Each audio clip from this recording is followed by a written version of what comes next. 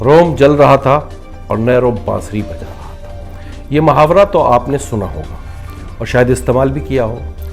شاید یہ بھی جانتے ہوں کہ نیرو ایک ظالم اور سفاک بادشاہ تھا، مگر صرف اتنا ہی نہیں تھا۔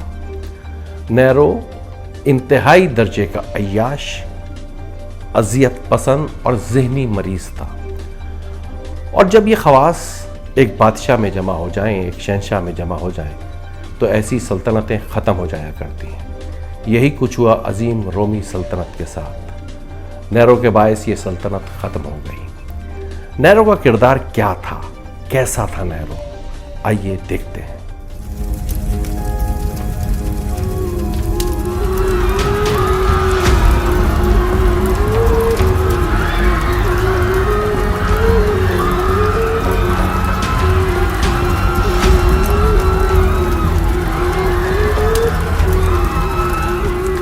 روم جل رہا ہے اور نیرو بانسری بجا رہا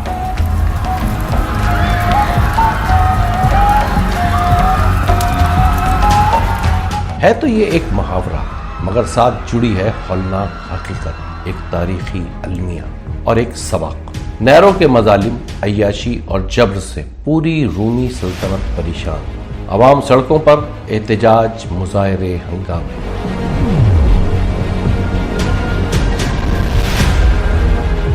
روم کے شہنشاہ نیرو نے ایک عظیم الشان دعوت کا اہتمام کیا۔ شراب کے ہزاروں مٹکے، سینکڑوں کوبرو باندیاں، ملک بھر کے نوجوانوں کو بھی مدعو کیا گیا۔ عیاشی کا بھرپور جشن۔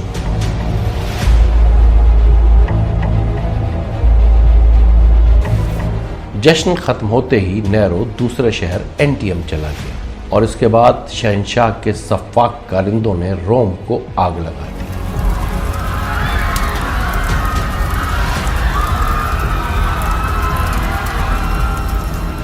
یہ سن 64 کی بات ہے۔ جیتا جاگتا شہر، شعلوں کی زد۔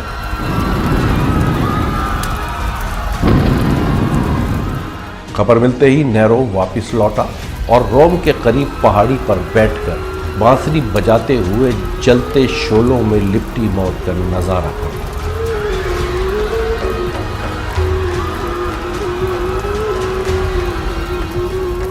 روم 9 روز جلتا رہا۔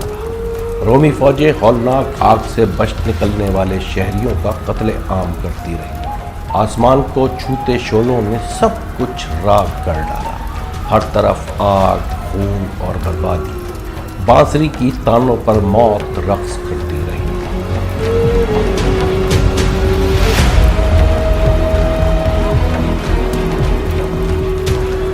نیرو تھا کون؟ رومی سلطنت کے بانی، عظیم شہنشاہ سیزر آگسٹس کا نواسا۔ سن 37 میں پیدا ہوا۔ 13 سال 8 ماہ حکومت کی اور 31 سال کی عمر میں خودکشی کر لی۔ بچہ تھا کہ ماموں کیلیگولا نے بہن ایگریپینا کے ساتھ جلا وطن کر دیا۔ 2 سال بعد بمشکل بہن اور بھانجے کو واپسی کی اجازت ملی۔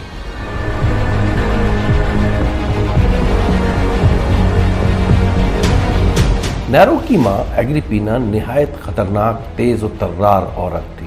اس نے اپنے چچا کلاڈیس کے ساتھ مل کر سازش رچائی اور بھائی شہنشی کیلیگولا کو قتل کیا۔ اس کے بعد تخت پر کلاڈیس کو بٹھا دیا۔ کلاڈیس ایگریپینا کا چچا تھا۔ بہرحال ایگریپینا نے اپنی چچا کلاڈیس سے شادی کر کے روم کی ملکہ کا اعزاز حاصل کر لیا۔ سازشی ملکہ نے اپنے بیٹے نیرو کی شادی کلاڈیس کی بیٹی اکتاویہ سے کروا کر نیرو کو ولی عہد بھی بنوا دیا، جبکہ کلاڈیس کا حقیقی بیٹا اور اکتاویہ کا بھائی جانشینی کا حق رکھتا تھا۔ پھر کچھ ہی عرصے بعد کھمبی یعنی مشروم کے سالن میں زہر ملا کر کلاڈیس کا کام تمام کر دیا۔ اب نیرو روم کا شہنشاہ تھا۔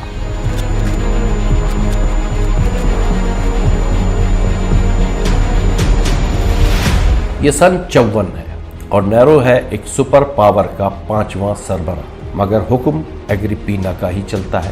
ایگریپینا کی خواہش اپنی جگہ، مگر نیرو فلسفی سینیکا اور وزیر بوروس پر زیادہ اعتماد کرتا ہے۔ سن 59 میں بوروس کی موت اور سینیکا کی ریٹائرمنٹ کے بعد نیرو کا بھیانک ترین روپ سامنے آتا ہے، ظالم، جابر، سفاک، درندے جیسا۔ بے انتہا عیاش اور اذیت پسند نیرو، جو شہنشاہ ہوتے ہوئے بھی خطرناک ذہنی مریض ہے، اور پھر نیرو کے اس بھیانک روپ نے روم کی سلطنت کو نگل لیا۔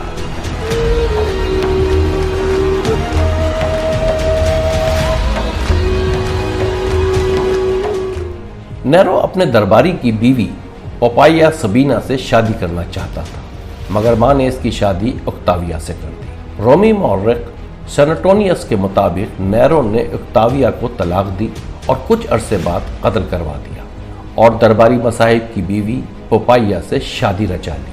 پوپائیا نے محل آتے ہی رفتہ رفتہ نیرو کی تمام داشتاؤں کا قصہ تمام کر ڈالا۔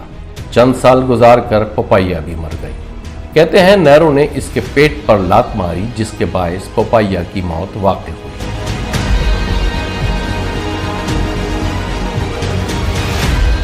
نیرو کو بخوبی پتا تھا کہ ماں کے ہوتے ہوئے وہ برائے نام شہنشاہ ہے، لہٰذا ایگریپینا کو کشتی میں ڈبونے کی سازش کی، مگر سخت جان ماں جان بچا کر تیرتی ہوئی اپنے گھر پہنچ گئی۔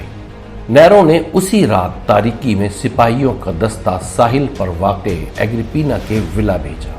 تاریخ بتاتی ہے کہ ایگریپینا نے تلوار بکف سپاہیوں کو دیکھا تو کہا سب سے پہلے اس کے پیٹ پر تلوار ماری جائے، کیونکہ اس نے نیرو جیسا بیٹا پیدا کیا۔ بہرحال ایگریپینا قتل ہوئی۔ نیرو نے اپنے سوتیلے بھائی اور شہنشاہ کلاڈیس کے حقیقی جانشین بریٹانکس کو بھی شراب میں زہر دے کر قتل کیا۔ اب راستہ صاف تھا۔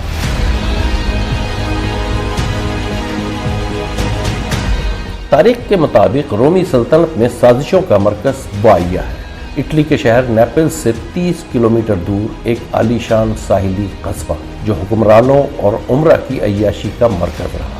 کہتے ہیں جولیس سیزر کے قتل کے بعد کلیوپیٹرا بھی بوائیا سے ہی کشتی کے ذریعے فرار ہوئی۔ بہرحال ایگریپینا نے اپنے شوہر شہنشاہ کلاڈیس کے قتل کی سازش بھی بوائیا کی عشرت گاہ میں بنائی، تاکہ اس کا بیٹا نیرو روم کا شہنشاہ بن سکے، اور پھر خود سفاک ذہنی مریض بیٹے کا شکار بن گئی۔ نیرو کا ایک روپ اور بھی ہے، رومن کلاسیکی موسیقی کا ماہر، ایک منجا ہوا موسیقار، موسیقی کے تمام آلات بجانے میں طاق۔ ویسے نیرو خود کو فنکار کہلوانے میں زیادہ فخر محسوس کرتا تھا۔ جب روم جل رہا تھا تو نیرو بانسری بجاتا رہا۔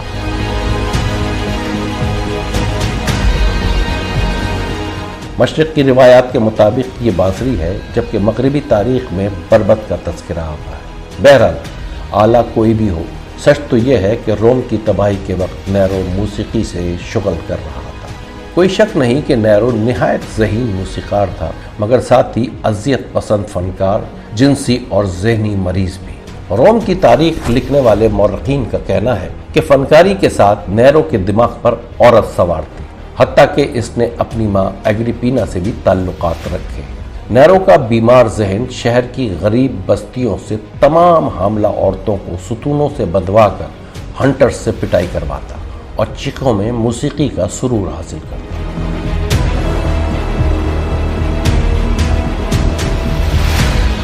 خوبصورت پرندوں کو لوہے کی جلتی سلاخوں سے داغتا اور درد سے کراہتے پنچھیوں کو بانسری کی تان میں سموتا۔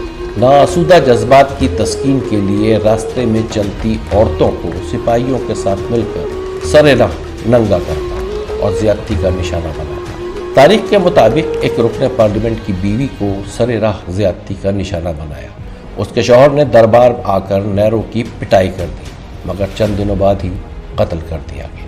بہرحال جناب، روم جل رہا تھا اور نیرو بانسری کی تانے بکھیرتا رہا۔ شعلوں کی روشنی میں درباری فنکاری کی داد دیتے رہے۔ روم کے 14 میں سے 10 اضلاع برباد ہوئے، 4 کا تو نام و نشان مٹ گیا۔ آگ لگانے کا الزام ڈال کر ہزاروں عیسائیوں کا کھل کر قتل عام کیا، مگر نیرو کا دل نہیں بھرا۔ روم کی تعمیر نو کے لیے ہر شہری پر بھاری ٹیکس عائد کر دیا گیا۔ ایک عظیم الشان محل تعمیر ہوا، جو آج بھی گولڈن ہاؤس کے نام سے مشہور اور سیاحوں کی توجہ کا مرکز ہے۔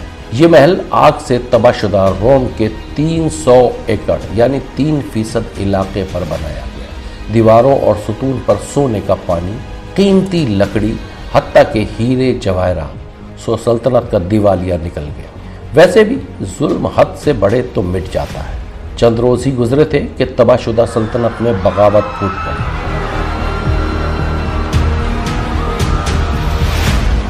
ऐसे में नेरो हुकूमत अपने गुलाम हेलियस के हवाले करके रोम से यूनान भाग गया। तीसरी बीवी स्पोरस इसके साथ थी। बाद मौरखीन का कहना है कि स्पोरस दरअसल खूबरू लड़का था जिसकी शक्ल पोपाइया से मिलती थी। इसे आख्ता करके नेरो ने शादी रचाई। बहरहाल इस सूरत हाल में नेरो को ये इत्तला मिली कि फौज भी बागी हो चुकी है, हालात बिगड़ रहे थे। नेरो वापस रवाना हुआ। अतालिया पहुंचा तो सूबा गाल में फौजी बगावत की इत्तला मिली। नेरो ने इस्कंदरिया का रुख किया। इस दौरान वो कहता था कि गाल में मौसीकी सुनाऊंगा तो सब कुछ ठीक हो जाएगा। ऐसे में दूसरे सूबे गलवा में भी फौजी बगावत हो गई। सिर्फ चंद रोज गुजरे कि शाही मसाही, दरबारी और अय्याशियों के साथी अकेला छोड़ गए। सुपर पावर रोम का शहंशाह चंद सिक्कों का मोहताज हो चुका था। बदहवास होकर रात भर चीखता और रोता रहता। एक सुबह उठा तो पता चला तीसरी बीवी स्पोरस भी गायब है। बेबसी के आलम में रोमी शहंशाह नेरो ने खुदकशी कर ली। नेरो के आखिरी अल्फाज तारीख में दर्ज हैं, अफसोस कि लोग मेरे अंदर का फनकार ना पहचान सके। ये अजीम फनकार मेरे साथ ही दुनिया से जा रहा है। मगर नेरो गलत था। जी हाँ, इस जैसे जाने कितने अजीम फनकार आज भी दुनिया में मौजूद हैं। आज भी नेरो जिंदा है। ढेर सारे नेरो हमारे और आपके आसपास, हमारी और आपकी खून पसीने की कमाई पर अय्याशी करते ये नेरो बांसुरी तो नहीं बजाते, ख्वाब बेचने के माहिर हैं। इनके दरबारी हर गलती, हर हिमाकत और हर उल्टी ताबीर पर ऐसे धुआंधार नारे लगाते हैं कि गरीब, मोहताज और बेबस आवाम की चीखें नारों की गूंज में दम तोड़ देती हैं। मजलूमों की सिसकियां और आहें तालियों और क़हक़हों में दब जाती हैं। ये सिलसिला नेरो से अब तक जारी है। चले ज़ीशान साहिल की खूबसूरत नज़्म रोम सुनते हैं।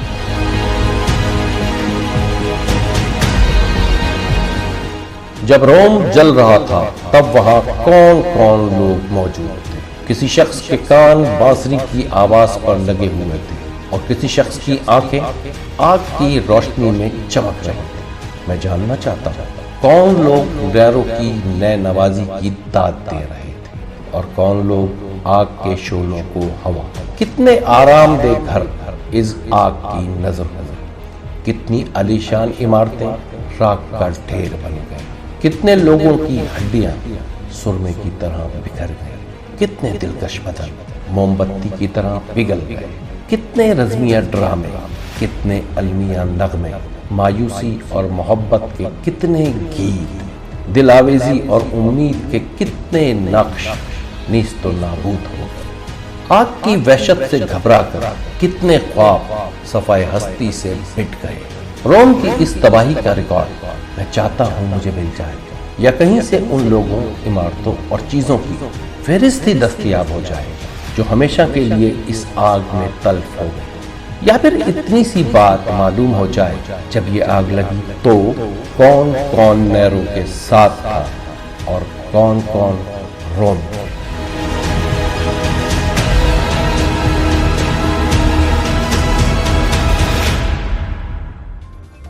नेरो के बारे में तो आपने जान लिया, मगर नेरो तो आज भी मौजूद है हमारे इर्द गिर्द, अतराफ, दुनिया में।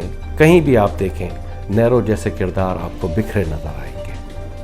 कुछ छोटे नेरो हैं, कुछ बड़े नेरो हैं। शायद यही जिंदगी की जंग है।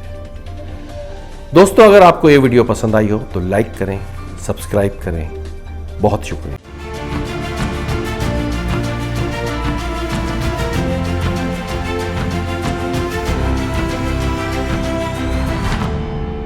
मिस्टर डॉक्यूमेंट्री चैनल को सब्सक्राइब करें और हाँ, बेल आइकन को दबाना ना भूलें ताकि नई मालूमात आप तक बर वक्त पहुँचे।